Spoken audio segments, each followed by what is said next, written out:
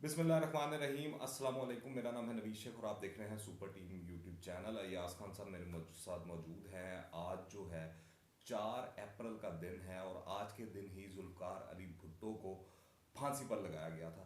बहुत से अहम सवालात हैं इस हवाले से। जो सबसे पहला सवाल लोगों के जहन में आता है कि वो शख्स जिसने इस मुल्क को पहला आइन दिया, बाकायदा लिखा हुआ और तमाम जमातों की मुशावरत के साथ, सियासी पार्टियों की मुशावरत के साथ, जिसमें हर किसी जमात का, हर किसी सियासी लीडर का उस वक्त के, उस दौर के लोगों का हिस्सा था, उसको क्यों फांसी पर चढ़ाया गया? और क्या मुहर्रकात बने, क्या वजूहात बनी कि उस ऐसे शख्स को, पाकिस्तान के ऐसे वजीर आज़म को फांसी पर चढ़ाया गया जिसने इस मुल्क को एटम बम भी दिया? तो खान साहब, क्या कहेंगे आप पहले तो भुट्टो साहब के बारे में? बिस्मिल्लाहिर्रहमानिर्रहीम। थैंक यू शेख साहब। इसमें कोई शक नहीं कि जब आप पाकिस्तान की बात करें, बल्कि मैं तो कहूँगा पूरे जो इस एशिया की बात करें, तो भुट्टो जैसा लीडर तो नहीं मिला। ख़ास तौर पे पाकिस्तान को तो वैसा लीडर नहीं मिला। और जो आपने बात की कि आज तक ये बात मुअम्मा बनी हुई है कि उसको क्यों फांसी पे चढ़ाया गया, इतने बड़े कदावर शख्स को, सियासी तौर पे भी कदावर था, कैरिस्मेटिक बंदा था। अगर उसकी आप बात करें कि उसकी जो पॉलिसीज़ थी वो सिर्फ मुल्की पॉलिसीज़ ही बहुत ज़बरदस्त नहीं थी, बल्कि उसकी जो फॉरेन पॉलिसीज़ थी वो भी इसी ज़बरदस्त किस्म की थी कि जिसने इंटरनेशनल इस्टेब्लिशमेंट को हिला के रख दिया था। और सबसे बड़ी वजह जो आपने कहा, पूछा कि क्या थी, वो उस इस्टेब्लिशमेंट को झटका दिया था। ख़ास तौर पर अगर हम बात खुल के करने को, अमेरिका को झटका था, जिसकी वजह से जुल्फ़िकार अली भुट्टो को जाना पड़ा या उसको फांसी दी गई। इसमें एक चीज़ बहुत इंपॉर्टेंट है कि देखिए, एक जो लीडर होता है ना, वो एक ख़ास वक्त के लिए आता है, वो रिफॉर्म्स लेके आता है, वो कुछ तब्दीलियाँ लेके आता है, वो कुछ एजेंडा लेके आता है। वो सिर्फ आके नारा नहीं लगाता। एक जो अच्छा लीडर होता है वो आते साथ उसको इम्प्लीमेंट भी करता है। आप जो एटम बम की बात करते हैं, ये असल में एक इस्लामी बम था। ये वो बम था कि जो सिर्फ और सिर्फ पाकिस्तान के लिए नहीं, बल्कि पूरे आपकी इस्लामी दुनिया के लिए था। वो करने क्या जा रहा था, वो पूरी इस्लामी दुनिया को जोड़ने के लिए जा रहा था। लिबिया से लेकर सऊदी अरेबिया, इराक, वो सारे के सारे जो लीडर थे उस वक्त एक हो चुके थे और उन सबको लीड कर रहा था जुल्फ़िकार अली भुट्टो। अब एक ऐसा शख्स जो पूरी की पूरी इकॉनमी, जिसे कह लें कि एक पूरी की शक्ल ही बदलने जा रहा हो, इस्लामिक बैंक बनाने के लिए जा रहे हो, इस्लामिक समिट्स करा रहा था, और वो एक जिसे कहते हैं ना अवेयरनेस, जिसे कह लें ना कि जी सिर्फ वो सिर्फ अपने लोगों को नहीं दे रहा था, उन्होंने उनको भी कहा कि भाई किधर फंसे हुए, तुम खुद अपना कुछ करो, खुद कुछ बन जाओ। तो यही वो उसका गुनाह था, यही वो जिसकी उसको, मैं ये समझता हूँ कि जिसकी उसको सज़ा मिली। नहीं, ये आपकी बात ठीक है। उसके अंदर, भट्टो साहब के अंदर करिश्मा भी था, बड़े अच्छे लीडर थे और बड़ी अवामी ताकत भी उनके साथ थी। पर उसके अंदर एक चीज़ जो हमें इल्मी तौर पर देखने की ज़रूरत है कि भुट्टो साहब से ऐसी क्या गलतियाँ हुई, कहाँ गलतियाँ हुई। जब आप इतने बड़े लीडर हो जाते हैं, आपका करिश्मा है और आप जब बड़े बड़े काम करने जा रहे होते हैं, तो यकीनी बात है आपकी मुखालफत भी होगी, आपके खिलाफ साजिशें भी होंगी, रेशा दबानियाँ भी होंगी, ये सारी चीज़ होंगी। पर उसके अंदर लीडर की जो वो इमेज है, जो उसका करिश्मा है, या जो भी है सारा चीज़, उसके अंदर ये भी ज़रूरी है कि वो उनसे कहाँ पे कौन सी गलती हुई आपके ख्याल में, अगर देखिए तारीख को देखें तो? देखिए अब होता यह है कि जब भी तारीख लिखी जाती है, तो जब एक लीडर होता है, एक तरफ इतना बड़ा लीडर, एक तरफ उसके इतने बड़े कारनामे, अगर कारनामों ने, जैसे कि आपने बात की कि 73 का उसने कॉन्स्टिट्यूशन लिखा, कॉन्स्टिट्यूशन दिया, बड़ा उसके बाद काम था जो वो तो। आपने बात की कि जी और उसने, वो 73 का कॉन्स्टिट्यूशन भी, आप उसके उस दौर के हालात देखें कि आधा पाकिस्तान टूट चुका था। हम्म, ये हजारों फौजी आपके जो थे भारतीय कैद में थे, उनको वो लेकर आया। हम्म, ठीक है, पाकिस्तान जो भी टूटा फूटा जिस तरह का था, उसको इकट्ठा किया, हम्म, आइन बनाया, एक सिस्टम दिया मुल्क में, उसको चलाया। फिर उसके बाद आप फॉरेन फ्रंट पे देखें जिस तरह उसने मुस्लिम उम्मा को आपस में इकट्ठा किया। ओआईसी की बेसिकली हम्म, नज़रिया और आइडिया जो था वो हम्म, भुट्टो साहब का था, और उन्होंने सबको उस प्लेटफॉर्म पे इकट्ठा किया, हम्म। सारा कुछ किया। तो कारनामे तो बड़े उनके हैं। कारनामे उनकी उनके, माशी पॉलिसी के हवालों से हम्म, लोग बहस करते हैं कि वो काबिल बहस है कि मामला कि वो ठीक था या नहीं था, जो उन्होंने कि जो सनत कौमियालियाँ कौमियानी थी थी, हाँ। और ये वो मामला कर दिया था वो सही था या नहीं था, वो एक अलहदा बहस है। मगर उससे हटकर अगर आप देखें तो उनके बड़ी बड़ी चीज़ें। देखिए, मैंने वही बात की ना, जब तारीख में आप बैठ के तज्जिया करते हैं ना, जैसे हम आज बात कर रहे हैं, तो वो फिर बंदा देखता है कि यार इसने कहाँ कहाँ पे क्या क्या गलतियाँ की, भुट्टो से हम्म। ऐसे इतने बड़े लीडर से गलतियाँ की। वो आप उसको गलतियां इसलिए कह रहे होते हैं क्योंकि एक बड़ा हादसा आपके सामने हो गया। भुट्टो जैसा लीडर जो है वो हो गया, वरना आप हम बैठ के ये गलतियां ना कह रहे होते आज इसको। वो गलतियां हुई इसलिए कि जिस उठान से वो जा रहा था, जहाँ वो पाकिस्तान को लेके जा रहा था, बल्कि पूरी उम्मत मुसलमा जिसे आप बात ऐसे करते ही हैं ना, उसके बाद जोड़ नहीं सकी, उसके बाद एक दूसरे के करीब नहीं आ सके वो लोग, आज भी आपस में ही लड़ी जा रहे हैं। वो उनको समेटने के लिए जा वो रहा जो था। जो भी करैक्टर्स उस वक्त जहाँ मौजूद पे थे आप वो एक कहते एक हैं, करके सारे उन्होंने फारग हाँ कर दिए, उनमें चाहे कजाफी हो या बाकी एग्जैक्टली लोग हो, कदाफी के साथ फैसल उन्होंने हो, क्या शाह किया, शाह फैसल, फैसल के साथ क्या किया और वो जो था। सारे थे वो उस दौर के वो सारों जहाँ को तक आप एक गलती जैसा की ही। बात करते हैं, एक चीज़ थी कि भुट्टो साहब बहरहाल जो भी था, कि जब एक लीडर कुछ बन जाता है ना, तो भुट्टो साहब को अब ये जोम तो बहरहाल था कि अब जो मैं करता जा रहा हूँ मुझे कोई रोक नहीं सकता। और ख़ास तौर पे अब देखेंगे जो उन्होंने अपॉइंटमेंट्स कराई की थी, और ख़ास तौर पे अगर ज़ियाउल हक साहब की अगर बात की जाए तो वो जनरल टिक्का खान थे, उन्होंने उनको हाँ जी। उनको उन्होंने सुना है कि वो लिस्ट बना के जो दी थी उसमें दानस्ता तौर पर उनका नाम नहीं था, नहीं था। लेकिन इनको चूंकि वो पसंद थे और हाँ बहुत ज़्यादा वो इनके साथ जुड़े हुए थे, तो इन्होंने वो किया। और बल्कि वो जिस वक्त ये हुआ था, जिसे आप कू कह लें या जो मर्जी कह लें, तो 7 घंटे पहले भुट्टो साहब समझ रहे थे कि इसकी जगह कोई और होता वो ये कर लेता, लेकिन वो ये भी ज़ियाउल नोटेड हक है, साहब, ज़ियाउल हक जो है ना, ये वो भी कभी नहीं रिकॉर्ड का करेगा, हिस्सा। वो कभी नहीं करेगा। तो ये बहुत ज़्यादा ट्रस्ट उनका। और दूसरा ये है कि उनकी पार्टी, और जो मैंने थोड़ा सा पढ़ा है उससे ये है कि उनकी अपनी जो वो पार्टी थे, जो वो लोग थे, उनसे काफ़ी डिस्कनेक्ट हो गया था उनका, कि वो वाले लोग जिन्होंने पीपल्स पार्टी की बुनियाद रखी, जो उनके नहीं, साथ पर जब थे। बंदा एक सर्टेन लेवल पे पहुंच जाता है, एक तो हम्म, आपकी स्ट्रगल होती है, हम्म, ठीक है, इस पे भी आपको देखने की जरूरत है कि एक स्ट्रगल के दौरान आपके साथ डिफरेंट लोग होते हैं, मामला कुछ और होते हैं। जब आप सर्टेन पोजीशन पहुंच जाते हैं तो उसकी अपनी ज़रूरियात होती हैं, उसके अपने रिस्पॉन्सिबिलिटीज़ होती हैं, तो उसमें क्या मुमकिन होता है कि वो लोगों के साथ उस तरह रब्ता रख सके? अब वो नहीं होता, लेकिन फिर नज़रियात में भी थोड़ी सी तब्दीली आपको नज़र आती है। देखिए कि सबसे पहले वो थे कि एक सोच लेके आए थे कि मैं यहाँ पे जो है अपना एक सोशलिस्ट निज़ाम लेके आऊँगा। सियासत तो वक्त इसी का नाम है गुजरने कि वक्त के साथ चीज़ें बदलती हैं। देखिए वक्त आप गुजरने के जब साथ पॉलिटिक्स के अंदर आते हैं, हम्म, तो जब आप रियासत का हिस्सा नहीं है, जब आप हुकूमत में नहीं है, तो आपकी सोच मुख्तलिफ होती है। जब फिर आप तो आप हुकूमत में आज आते इमरान हैं खान को भी नहीं तो ब्लेम कर सकते। हुकूमत में फिर इसका आते हैं तो मतलब है आपको उस स्टेट के हवाले से, उस हवाले से चीज़ें देखनी पड़ती हैं, फिर सोचनी तो आप पड़ती हैं। इमरान खान को भी ब्लेम नहीं कर सकते, उसको भी माइट आप भी कह वो सकते हैं उनके जो कि वो जो, फॉलोअर्स हैं वो तो हाँ यही आर्गुमेंट बिल्कुल एग्जैक्टली। देते हैं और लेकिन ये एक बताते चीज़ हैं। ज़रूर होती है कि उन्होंने वो जो वडेरों के खिलाफ वो सारा कुछ किया, वो रिफॉर्म्स की हाँ, ये जिनमें बहुत बड़ा वो कारनामा वापस था। क्यों लेके आए उनको। ये बहुत बड़ा कारनामा था भुट्टो साहब का कि उन्होंने जो सियासत है पाकिस्तान के अंदर, वो ड्राइंग रूमों से निकाल कर सड़कों उन्होंने पे ले गए, थड़ों थड़ों पर, पे ले गए। चौपायों पर, सड़कों पर, गलियों में ले गए थे और लोगों को इस चीज़ के बारे में सेंसिटिव कर दिया था, सेंसिटाइज कर दिया था, बल्कि यूं कहना चाहिए कि उनको शऊर दे दिया था, उनको उजागर कर दिया था कि उनके वोट की अहमियत क्या है और वो अपने वोट की ताकत को इस्तेमाल करते हुए क्या कुछ कर सकते हैं। बिल्कुल, जो आज आप ये कह रहे हैं ना वोट को इज्जत दो, तो असल में जो इज्जत दी थी ना वो वाकई भुट्टो ने दी थी। वोटर दूसरी, को इज्जत दी थी। हाँ वोट देखिए, वोटर के साथ ही वोट है। वोट, वो अगर वोट मतलब ये यहाँ तो वोट बिल्कुल, को खाली कहते हैं ना, वोटर को हाँ इज्जत नहीं हाँ, देते जिस तरह मतलब से है। वोट मिल रहे हैं। लेकिन एक चीज़ इंपॉर्टेंट है कि भुट्टो जब ताशकंद का मुआहदा हुआ था, आपको पता है कि वो रूस के वज़ीर ख़ारजा थे कोसिजिन, उन्होंने इंडिया और पाकिस्तान को जोड़ने की कोशिश थी, क्योंकि अमेरिका ने तो साफ कह दिया था, और बरतानिया में भी जब मुलाकात की थी जाके अयूब खान ने, तो उनको भी उनका एक तरह से इनकार ही हो गया था कि वो मसला कश्मीर हल करने के लिए तैयार नहीं थे। तो एक गैप बना था जिसको फिल करने की कोशिश की थी रशिया ने, तो उनको बुला के उनका वहाँ पे जो है एक ताशकंद में जो मुआहदा होने जा रहा था, उस मुआहदे के बाद भुट्टो एक वज़ीर ख़ारजा तो थे ही, वो एक, और अब मैं तो पढ़ रहा था कि इनकी पहले से ही एक रिफ्ट बहरहाल पैदा हो चुकी थी।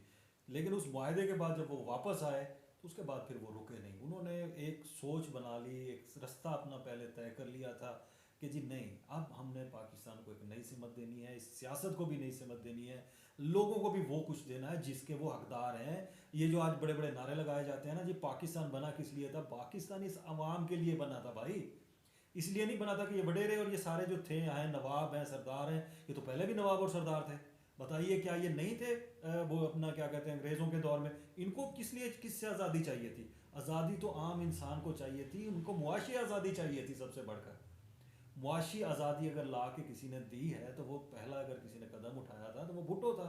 और जब अच्छा, उसने वो आपकी बात ठीक है, भुट्टो ने ये सारे काम किए, पर इस सारे चीज़ों के साथ होते हुए हमने ये भी देखा कि जो बलूचिस्तान में भुट्टो साहब ने किया, तो वो भी एक स्याह बाब उनके दौर हुकूमत के अंदर उसके बारे में कहा जाता है। दूसरा, आप थोड़ा सा ये मुझे बताएं खान साहब के जो भुट्टो साहब का दौर था, अगर फ़र्ज़ करें कि वो अगर भुट्टो साहब को फांसी ना होती तो इस मुल्क में जमहूरियत की क्या सूरत हाल होती, आज से बेहतर होती या मामलात ख़राब होते हैं?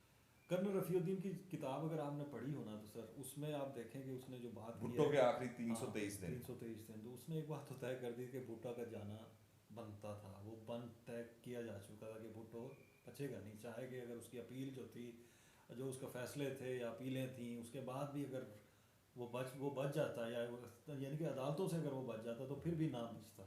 ये उनका अपनी राय है, क्योंकि ये मेरी राय नहीं है, ये उनकी राय है।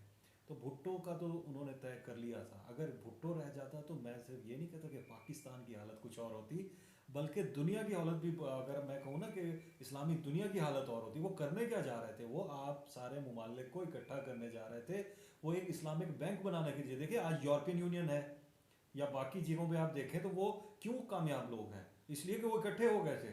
अगर आज ये सारे इकट्ठे होते, आज देखें ईरान ईरान एक जो है वो एक इसको सऊदी अरेबिया को देखना पसंद नहीं करता, सऊदी अरेबिया जो है वो उसको नहीं पसंद करता।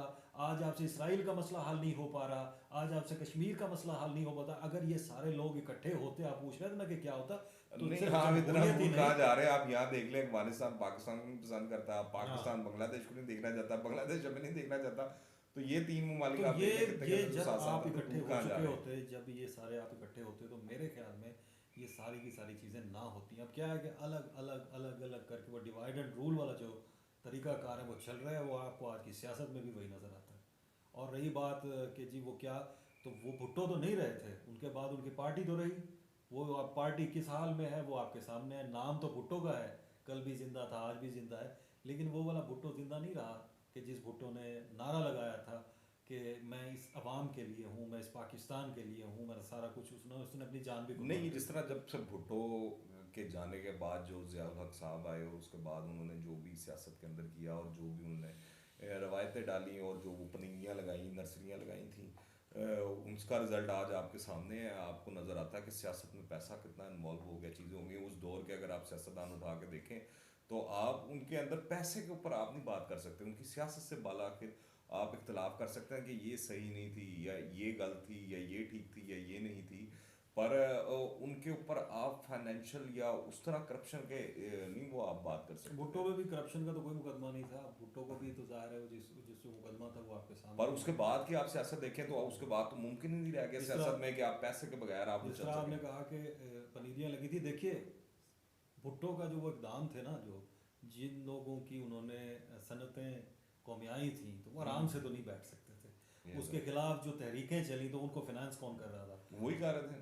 आप ये देखिए कि मुल्क के अंदर एक छोटा सा जलसा भी करना हो तो वो बगैर पैसों के नहीं हो सकता।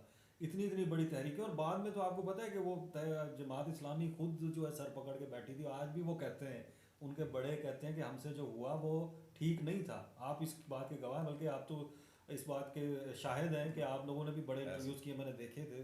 तो उसमें भी वो आपके जो थे जमात इस्लामी के अकाबरीन जिसे कह लें, तो उस चीज़ को तस्लीम करते हैं वो इस कि चीज़ को उन्होंने जो तस्लीम तहरीक ऐसा चलाई थी तो वो उस तहरीक में पता नहीं कैसे उनसे हो गई। नहीं, ये उस दौर में सारे ही करते थे कि असगर खान साहब हों, बाकी लोग हों। मैंने असगर खान साहब का भी इत्तेफाक से इंटरव्यू किया हुआ है, तो उसके अंदर भी उन्होंने इस चीज़ को माना और कबूल किया कि तहरीक तो चलाई थी। और जमात इस्लामी के लोगों ने भी ये चीज़ वो एक्सेप्ट करते हैं कि तहरीक उन्होंने डेफिनेटली चलाई थी, लेके चले थे, पर वो ये नहीं चाहते थे कि हुकूमत गिरा दी जाए। देखिए वो चाहते थे नए इलेक्शन। जब एक तहरीक वो आपकी अपनी चलाई हुई ना हो। वो वो कहते हैं कि वो जब एक सर्टेन स्टेज पर आई उसके बाद उनके कंट्रोल में भी नहीं भुट्टो थी, साहब उनको भी पे नहीं पता लगा कि क्या हुआ। भुट्टो साहब पे ये भी इल्ज़ाम लगता है कि जब वो इलेक्शन हुआ था तो वो उन्होंने धांधली की थी, उसके ऊपर उसके पे भी वो ये सवाल भी है। था कि लोग उठा के ले गए थे हाँ, वो और कुछ जो है अनइलेक्टेड उसके अनइलेक्टेड अंदर हुए भी थे। अगर वो बहरहाल उसमें भी जो उस दौर के सहाफ़ी हैं या लोग हैं, जिस तरह शामी साहब हैं, मैं उनको एक दफ़ा पढ़ रहा था, तो वो कहते हैं उस वक्त भुट्टो साहब को ये ज़रूरत नहीं थी, ये उनको पता नहीं किसने मशवरा दिया। अगर वो उनके लोग वैसे भी खड़े रहते और मुकाबला करते, इलेक्शन होता, तो उनके लोगों ने ही जीतना था। जो मद्दे मुकाबिल लोग थे उनको उठवाने की ज़रूरत नहीं थी। नहीं थी। तो ये मेरे ख्याल से कुछ मशवरा देने वाले भी लोग मशवरा इस देने तरह वाले के वही है होते ना हैं कि जो कुछ आपको मरवा देते हैं और उस बिल्कुल तरह बाद ऐसे ही में है, वो चीज़ें आगे आती हैं। बिल्कुल ऐसे ही है। और बात जिस तरह आपने बात की कि जब बंदा पावर में होता है तो वो एब्सोल्यूट पावर को जो है वो करप्ट भी एब्सोल्यूटली करती है। ये चीज़ आपको आगे ज़ियाउल हक साहब के दौर में नज़र आई कि फिर उन्होंने किस तरह के फ़ैसले किए, क्या किया कि वो जो एक जमहूरियत थी जिसका नाम चला था या जो भी था, वो तो उसका तो दम घुट के रह गया ना। उसके बाद जिस तरह की जमहूरियत है, जैसी चल रही ऐसे है, ही है। वो आपके सामने है। बस इसी से गुजारा कर सकते हैं अब आप। आज चूँकि 4 अप्रैल है और भुट्टो की फांसी का दिन है, तो जाहिर है कि जिस उस दिन भुट्टो का गला नहीं घुटा गया था, उस दिन जमहूरियत का भी गला घुट दिया गया था। अब जैसी तैसी जमहूरियत है वो आपको पार्टियों में भी नज़र आती है कि कैसी है। सियासत में भी आप देख सकते हैं कि किस तरह की है। जिस तरह आपने नोटों की बात की कि अब तो नोटों की जमहूरियत है। नोटों की, उसके अंदर तो उसके आपको अलावा सेनेटर बनना है, यानी कि आपको नोट नोटों लगाने की हैं, जमहूरियत है कि आपको जो एमएनए बनना है, आपको वोट लगाने हैं, जहाँ आपको नोट एमपीए बनना है, आपको वोट लगाने हैं, हाँ आपने पार्टी में कोई ओहदा लगना है लेना है, आपको नोट लगाने हैं, आपने पार्टी के अंदर आगे आना है, ऊपर आना है, तो आपको नोटों वाली पार्टी होना चाहिए। एग्जैक्टली। तो उसके बाद तो फिर उसकी कोई उसके बेहतरीन अंदर कोई नहीं मिसालें है, कोई जरदारी भी साहब। सियासी। हाँ जरदारी साहब छोड़ें हाँ आप, इमरान खान साहब की जमात कोई कम है, पीटीआई जो है जिनसे तब्दीली लानी थी इस मुल्क में, उनके पास तो सबसे महंगे तरीन पाकिस्तान के सेनेटर्स हैं, महंगे तरीन इंडस्ट्रियलिस्ट पीटीआई के एग्जैक्टली। पास हैं। इसी तरह नून लीग में भी लोग भरे हुए हैं, नून लीग में कौन से कम है। बिल्कुल ऐसे ही है। देखिए ना, आप अगर मैं देखूँ कि अगर किसी बंदे को सबसे ज़्यादा अगर मौका मिला था, देखिए आवाम मौका देती है। अगर सबसे ज़्यादा अगर किसी को मौका मिला था तो वो इमरान खान को था। इमरान खान की अब सारी चीज़ें, अब तो हम थक गए हैं ना उनकी बातें कर कर के। ये कहते क्या थे और इतनी जल्दी पलटा खा गए। यही इमरान खान कहते थे कि मुझे अगर सादा अक्सरियत ना मिली तो मैं हुकूमत ही नहीं बनाऊंगा। तो भाई ना बनाते, आप अपोजिशन में रहते। हाँ अपना शेख साहब, अपोजिशन में रहना भी एक बहुत बड़ी बात होती है। जब तक तगड़ी अपोजिशन हो ना, तो हुकूमत भी इधर उधर नहीं हिल सकती। अच्छा, इस पे थोड़ा सा मैं इमरान खान साहब के तो रोज़ ही बात होती है, पर आज जो भुट्टो पे जब बात हो रही है तो उस पर मैं थोड़ा सा आपसे वो पूछना चाहूँगा कि जो भुट्टो साहब की जमात थी, जो उनका नज़रिया था, जो उनका मंशूर था पीपल्स पार्टी का, जो बेसिकली तो इकोनॉमिक प्लान था और जो गवर्नेंस का प्लान था, वह ये ऐसा क्या शिफ्टिंग हुई, क्या डीलिंग हुई, क्या मामला हुए कि बाद में आके बेनज़ीर भुट्टो साहिबा को यू टर्न लेना पड़ा और बिल्कुल ही वो जो पॉलिसीज़ थी उससे पीछे हटना पड़ा, वो प्राइवेटाइजेशन की तरफ जाना शुरू हो गई, आईपीपीज उनके दौर में लगी और इस तरह के तो मामला। उसमें चॉइस थी, हाँ। सिंपल सी बात है। आपको पता है कि बेनज़ीर जब वापस आई थी तो उनको चॉइस तो दी गई थी कि आपने वो पॉलिसी अपनानी ही नहीं है जो जो जुल्फ़िकार अली भुट्टो की थी। ये बिल्कुल ऐसे ही था कि होम्योपैथिक किस्म की हुकूमतें रही, होम्योपैथिक किस्म की जमहूरियत रही, और अब भी वही निज़ाम चल रहा है। देखिए, मैंने आपको गुज़श्ता प्रोग्राम में अगर आपको याद हो कि मैंने एक बात की थी कि देखिए अभी चंद दिन पहले मैं देख रहा था कि बाइडन आए हैं ना, तो बाइडन एक सोच लेके एक नया रिफॉर्म लेके आया। उसके अंदर से आवाज़ें उठना शुरू हो गई कि भाई ये सोशलिस्ट सिस्टम ला रहा है, ये कोई चाइना तो नहीं बनाने जा रहा है इसको, ऐसे ही अफ्रीका है। को, कि भाई इतनी इंफ्रास्ट्रक्चर पे लगाएगा टू लोगों पॉइंट को। फोर ट्रिलियन डॉलर्स हाँ जी, लगाए हैं। 2.4 ट्रिलियन अभी तो ये इब्तदा है, क्योंकि 2.4 ट्रिलियन डॉलर मेरे लिए कोई बड़ी रकम इसलिए नहीं है कि 1.9 ट्रिलियन तो उसने कोविड के लिए वो लगा दी है ना, तो ये ऐसे तो ही। इतनी बड़ी रकम नहीं है। लेकिन उसकी सोच और उसकी प्रायोरिटीज देखें, वो बिल्कुल वो ओबामा केयर जो था उसको रिवाइव करने की तरह एक तरह जा रहा है। ऐसे ही। लोगों को वो वापस ला रहा है कि यार लोगों को वो मिलना चाहिए, क्योंकि उन्होंने समझ लिया है। तो भुट्टो की फिलॉसफी भी यही थी। आज जिस पे बाकी लोग बात कर रहे हैं, भुट्टो की फिलॉसफी ये थी कि लोगों के ऊपर स्पेंड किया जाए, लोगों को आगे लाया जाए। और देखिए कारकुनान जितना ज़्यादा उस वक्त आपके वर्कर्स को उसने ताकत दी, वर्कर्स को बाहर निकाला, आम लोगों को, स्टूडेंट्स को पहली से लेकर 10वीं तक उसने जो है तालीम मुफ्त की। ये एक बहुत बड़ा काम था। इवन के कुछ स्टूडेंट्स को तो पैसे भी मिलते। तो ये वो जिसे कह लें कि अवेयरनेस थी जो आज आपको नज़र नहीं आती। आज वो पीपल्स पार्टी सुकड़ के सिंध में बैठ गई है और मज़े से बैठे हुए हैं, आके बयान देते हैं फलां दी जमहूरियत, पार्लिमानी जमहूरियत, फलानी जी। तो इस तरह से नहीं चलेगा। जो एक चीज़ भुट्टोइज़म की अगर ये बात करते हैं तो भुट्टोइज़म बस सिंपल है, उसकी आप उठा के देख लें। हमसे ज़्यादा खुद बिलावल भुट्टो को पता है कि भुट्टोइज़म क्या है। आज वो आके वो एक दूसरे पे तनकीद कर रहे हैं, ये पे पार्टी इस तरह से उस तरह से, ऐसे नहीं चलेगा। अगर आज भी अगर पीपल्स पार्टी ने चलना है, सरवाइव करना है, तो वो उसको वापस जाना पड़ेगा, वरना पीपल्स पार्टी ऐसे ही चलती रहेगी जैसे बाकी पार्टियां चल रही हैं। चलो जी, खान साहब बहुत शुक्रिया। देखते हैं कब तक पीपल्स पार्टी भुट्टो के नाम पर वोट लेती रहती है, मगर जो भुट्टो का बताया हुआ दिया हुआ मंशूर है, उसके दिए हुए असूल हैं, उसकी दिया हुआ माशी प्लान है और दी हुई खारजा पॉलिसी है, उसके ऊपर देखते हैं कब पीपल्स पार्टी को तौफीक होती है कि उसके ऊपर वो इम्प्लीमेंटेशन करें और जो सियासत है उसमें से पैसे का अमल दखल जो है वो बिल्कुल ख़त्म कर दें। तो हम तो दुआ ही कर सकते हैं, और बाकी ये भी दुआ है कि जो भी भुट्टो साहब के साथ हुआ, अल्लाह उनके दर्जात को बुलंद करे और उनको गरी के रहमत करे। आपको क्या राय है नीचे कमेंट्स में लाजमी बताइएगा, और अगर आपको ये वीडियो पसंद आए तो लाइक करें और शेयर करें, और ज़्यादा शेयर करें। दुआ में याद रखिएगा। अंटिल द नेक्स्ट टाइम, अल्लाह हाफिज़।